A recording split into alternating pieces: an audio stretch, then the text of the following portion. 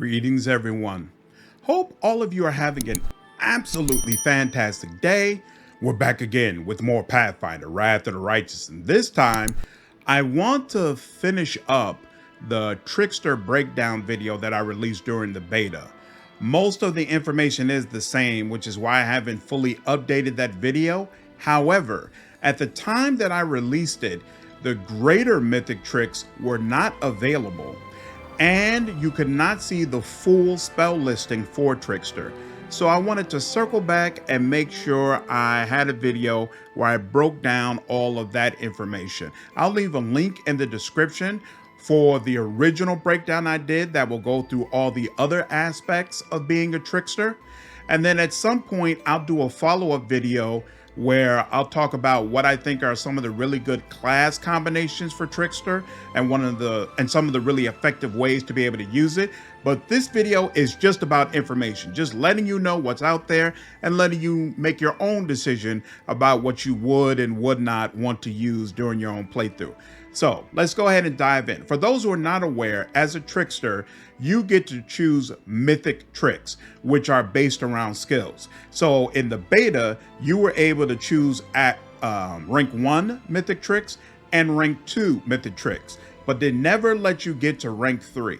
And so now I'm going to go through the rank 3 list and also the listing of spells that were not available during the time that we were in the beta. So first up, Knowledge Arcana, rank 3. You can reveal item properties that aren't even there and couldn't possibly be there. Every item you identify gets an additional random major effect. Lore Religion. You now know enough about religion to start your own. You can select 2 additional domains. And as you can see here, it is the full domain list. Perception. At last, you notice the most important thing, problems within yourself. And to negate those problems, you learn to quickly find ways to use other mythic tricks.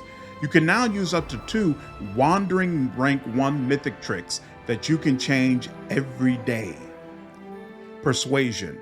You are so good at demoralizing your enemies that they lose the will to live. Enemies that fail their saving throw against your demoralized ability must spend their first round making a coup de grace against themselves. Athletics. Now, at last, you can call yourself really strong, the most athletic athlete in the world. And as such, your base attack bonus can't be low, not lower than your ranks in athletics. And if your base attack bonus is equal to your character level, it becomes not less than your ranks in athletics plus 5. Knowledge World. You now know that whole world is just a game, but that is ultimately in your favor because you are good at games and at changing rules in your favor. You and members of your party can now ignore requirements of feats when leveling up. Lord Nature. You know nature so well that you know that it is perfectly natural to find powerful magical items in the wild. Maybe they do grow on trees after all. You return from your hunts with random magical items. Mobility. Instead of avoiding just attacks of opportunity, you can now avoid normal attacks too. Every time you are hit by an attack, you can attempt a mobility check with a -10 penalty. If the result is higher than the attacker's result, the attack misses. Stealth. You exceed at stealth so much that you can avoid spells targeting you. You gain spell resistance equal to your stealth bonus -10. Trickery. Living creatures are also just complex devices and can also be easily disabled. You can try to disable them, forcing them to make a fortitude saving throw, DC 15 plus your ranks in trickery. If the target fails it, it dies. Use magic device. You have learned that there is a very unconventional and effective way to use scrolls. Apparently, there are these guys called wizards, and they use scrolls in a very original way. Instead of using magic from scrolls outright, they copy it into this thing they call a spellbook. and then use the spell every day. You now have one of those spell books, and you can copy spells into it from scrolls as if you were a wizard of your character level. So those are all of the rank 3 greater mythic tricks. Obviously, it's a very, very powerful list. Let's go ahead and dig into the spells. So at level 1, you're going to get Wand of Summon Monster 0, which allows you to summon an extra planar murder pony to your side once per day. Awesome, awesome fun. At level 2, you're going to get Fish Missile, which allows you to launch a putrid fish that deals 1d6 points of bludgeoning damage, plus an additional 1d6 per 2 caster levels you have above the first.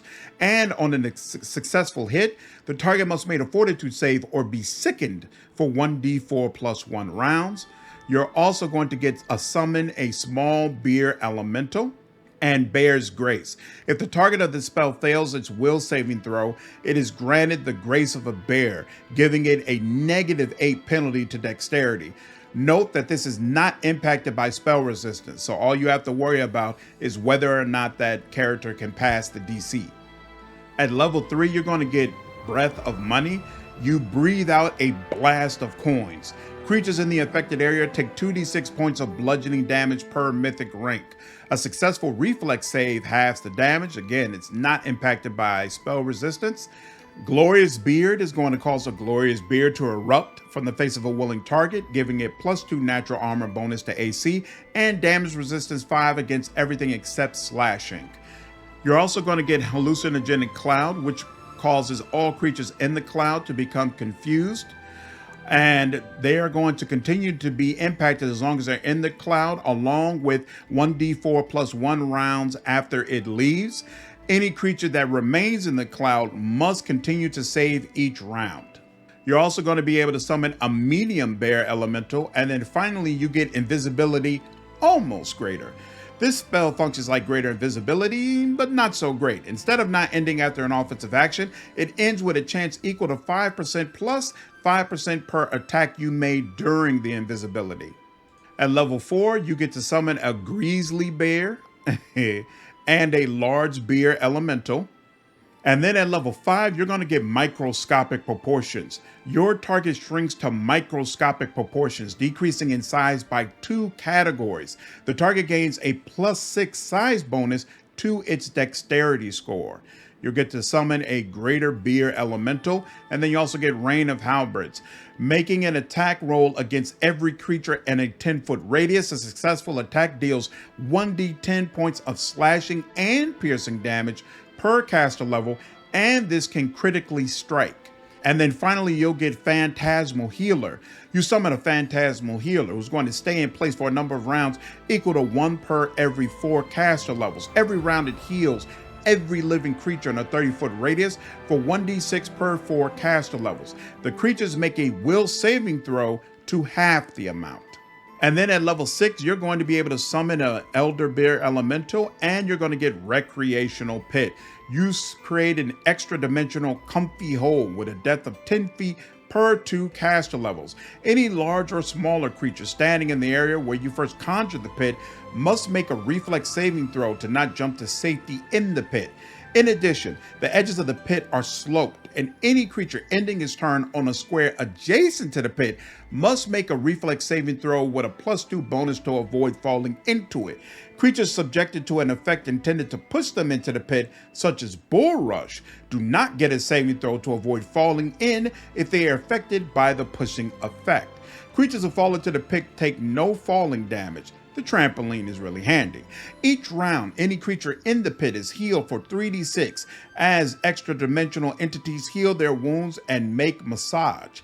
To climb the pit's soft and cozy walls, a creature needs a successful athletics or mobility skill check with a DC of 25. When the duration of the spell ends, creatures within the hole rise up at the bottom of the pit until they are standing on the surface over the course of a single round. And then you're also going to get Charm Whatever. You can make any creature fight on your side as if it was your ally. It will attack your opponents to the best of its ability. However, this creature will try to throw off the domination effect, making a will save each round.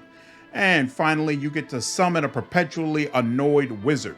This spell summons a powerful wizard who is, for some mysterious reason, perpetually annoyed. And then finally, you have level 7. So you get to summon a Hog of Desolation. And then you also get Ray of Halberds, as opposed to Rain of Halberds, which is what you had before. You blast your enemies with a stream of halberds. You fire 1 halberd per 2 caster levels. Each halberds require a ranged attack to hit and deals 1d10 plus charisma modifier damage. And then finally, the creme de la creme of the Trickster Spellbook, Trick Fate. When the Fate gives your friend a challenge, you respond with a special die. For 3 rounds, the target ally always rolls 20 on all d20 rolls. Craziness. Absolutely bananas. As you can see, Trickster just keeps getting better and better. That is the full spell list along with the rank 3 mythic tricks. That should cover all the content that my original breakdown video was not able to get into.